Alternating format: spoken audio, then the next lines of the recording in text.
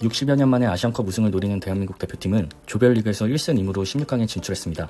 2조에서 압도적인 경기력으로 1위를 할 것이라는 예상과 달리 8득점 6실점을 하며 수비 조직력에 대한 문제를 보이고 있는데요. 대표팀의 조별리그 실점 상황을 분석해보고 대안에 대해서 생각해보도록 하겠습니다. 먼저 바레인전 실점 상황 분석해보도록 하겠습니다. 대한민국 대표팀은 수비 지역에서 분명한 수적 우위를 확보하고 있는 상태입니다. 바레인의 공격수는 중앙에 위치한 동료에게 공을 주고 뛰어가는 단순한 2대1 패스 플레이를 시도했는데요. 이때 정승현 선수의 수비 포지션이 아쉬웠습니다. 정승현 선수 옆에 서령우 선수가 위치하며 백포 라인을 형성했는데 라인의 간격이나 폭에는 문제가 없어 보입니다. 그러나 바레인 공격수가 2대1 패스를 주고 침투하는 상황에서 들어가는 상대 공격수를 마크하지 못했습니다. 본래의 포지션이었다면 서령우 선수가 오른쪽에 있어서 마크를 했겠지만 포지션 스위칭이 된 상황에서 정승현 선수가 끝까지 자신의 우측과 뒷공간에 침투하는 상대 공격수를 책임져야 했습니다.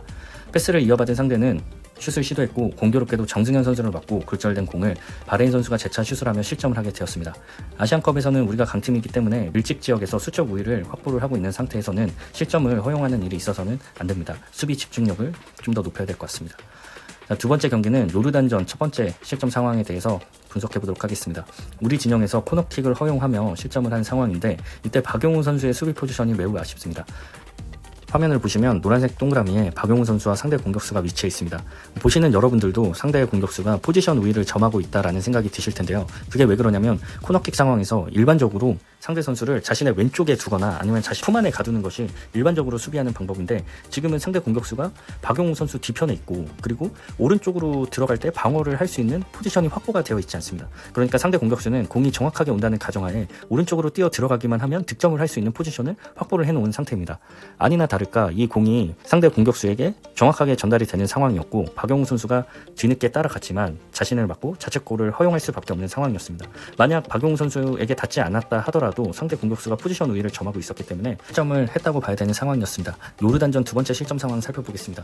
우리 수비 지역에서 수적 우위를 또 확보하고 있는 상태입니다. 요르단이 역습 상황에서 상대 공격수가 슛을 시도했고 우리 수비수 맞고 튀어나온 공이 상대 공격수에게 연결된 상태입니다. 이 세컨볼을 요르단 선수가 바로 슛을 해서 득점을 했는데 이 상황에서 아쉬운 점은 화살표 기준으로 오른쪽에 4명, 왼쪽에 2명의 한국 선수들의 간격이 매우 아쉬웠습니다. 세컨볼이 상대 공격수에게 주어지는 시간 동안 슛을 할 수 있는 각도를 미리 막았어야 됐는데 그렇지 못한 점이 10점을 주는 빌미를 제공하게 되었습니다.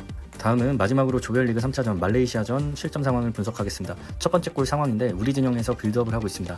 말레이시아 선수들이 한국전에 대한 준비를 얼마나 잘하고 나왔는지를 알 수 있는 포지션입니다. 말레이시아 선수들은 빌드업 상황에서 패스 전개에 따라 압박해야 될 대상이 명확하게 정해져 있습니다. 황인범 선수가 공을 소유하는 순간에 고민이 되도록 말레이시아 선수들이 압박을 잘했는데요. 볼 경합 상황에서 부딪힘이 있었다고는 하나 VAR로 확인하기에는 판독 시스템에 한계가 있었습니다. 황인범 선수는 경기 후에 분명한 파울이었다고 했지만 VAR에서는 인정되지 않았습니다. 어찌되었든 말레이시아 선수들이 우리 진영 높은 위치에서 좋은 프레싱을 했고 공을 빼앗아 위협적인 공격 찬스를 만들어 득점을 했습니다. 이 상황에서 김민재 선수의 훌륭한 수비가 나왔는데 다행이라고 생각하던 찰나에 말레이시아 선수의 인생골이 나왔습니다. 바로 앞에 있던 조현우와 김민재, 김명권 선수까지 모두 속이는 슛을 성공했는데 아쉬운 점은 어디서든 슛을 할 수 있다는 생각으로 슛 각도를 허용하지 말았어야 됩니다. 골대에 있던 김명권 선수가 속을 수밖에 없었던 이유는 일반적으로 저 각도에서 슛을 할 거라고 예측하기가 어렵고 2명의 수비 선수가 앞에 있었기 때문에 바로 옆에 있는 동료에게 패스할 것이라고 생각했을 것 같습니다. 불의의 일격을 당한 대한민국 대표팀은 이날 어려운 경기를 이어가게 됐는데 두 번째 상황을 살펴보도록 하겠습니다. 말레이시아 선수의 롱킥으로 인해 헤딩 경합 과정에서 말레이시아 선수가 세컨볼을 획득하게 됩니다. 이때 말레이시아 선수들의 포지션을 살펴봐 주시면 말레이시아 3명의 공격수들은 수비와 수비 사이에 위치해서 어디든 패스가 연결될 수 있도록 좋은 포지션을 확보했습니다. 이런 포지션 우위를 확보한 상태에서 공격수의 스피드를 활용한 우리 진영 깊은 곳으로 패스를 시도했는데 이게 역습으로 연결돼서 실점을 하게 되었습니다.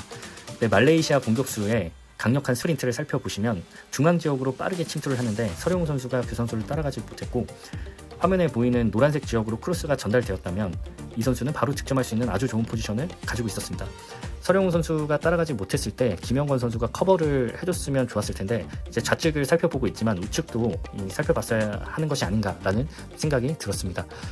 어쨌든 이 공이 중앙 지역으로 연결됐고 뒤늦게 따라간 서령우 선수의 파울로 PK를 내어주면서 실점을 하게 되었습니다. 마지막 말레이시아전 세 번째 실점 상황에 대해서 분석하도록 하겠습니다. 우리 진영에서 수비할 때 수적 우위가 확보되어 있는 상황입니다. 경기가 끝나기 전이라 선수들이 굉장히 지쳐 있었을 거라 생각됩니다. 그럼에도 불구하고 이제 실점을 했기 때문에 말할 수 있는 부분입니다. 말레이시아 공격수가 패스를 받은 상황에서 전방에 두 명의 선수들이 압박에 들어갈 수 있는 위치에 있습니다. 그런데 패스가 좋아졌을 때 압박 타이밍을 놓쳤고 뒤늦게 압박을 들어갔을 때는 말레이시아 선수가 등을 지며 패스 가능한 각도를 확보를 하게 됩니다.